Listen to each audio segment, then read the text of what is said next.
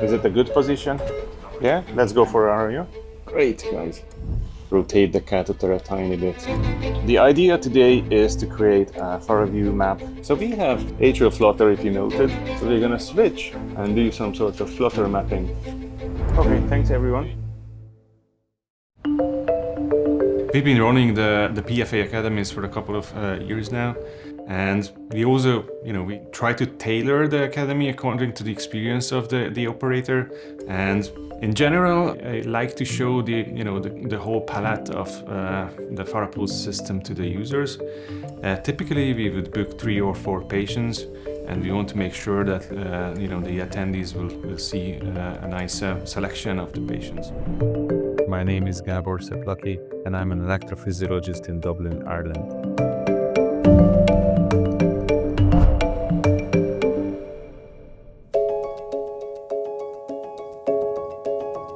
Typically, we would start with a case and do a case with a PVI only, with the FARAPULSE device by fluoroscopy.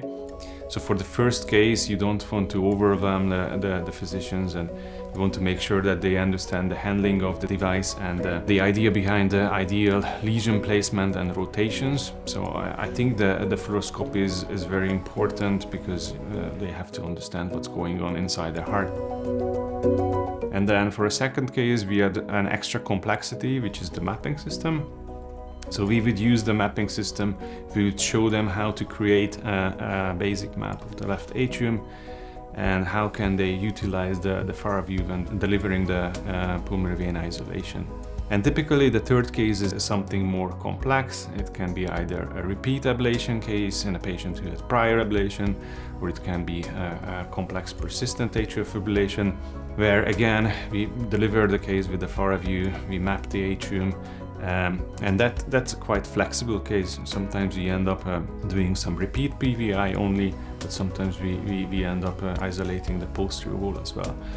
In between the cases, we would deliver lectures, show the basic concepts of PFA ablation and the FARAPULSE system. Then we go on with some case examples based on mapping, prior mapping data, and now obviously with the FARAVIEW. So that would cover generally in a day. Certainly we are very flexible. If somebody has an extra, ask, we try to accommodate that during the day.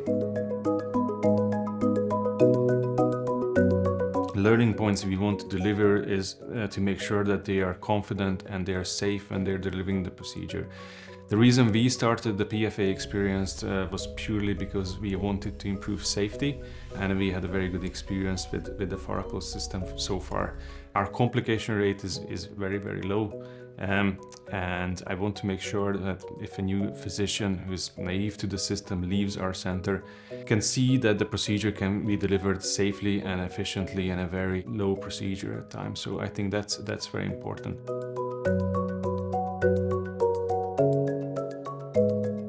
So with the FARAVIEW system, we are in a luxurious position. We have one catheter which can do the map and the ablation as well. In my experience, and certainly the catheter wasn't designed to be like a high-definition catheter, but in our experience, the FARAVIEW system is able to, tell you if the vein is isolated from the prior procedure or not, if there is scarring on the posterior wall or there is not. And certainly it's a good guide on the lesion delivery and the ablation part as well.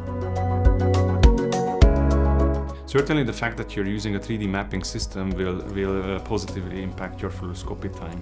And these days I can say that in an average case we are way below 2 or 3 minutes of fluoroscopy. Certainly the navigation is very important. You have to make sure that you create like a valid map before you start using the system, because otherwise it won't help you. But if you manage to create a map which represents the anatomy, then I think the field tag is the most important feature today, and that's a big addition to my procedures.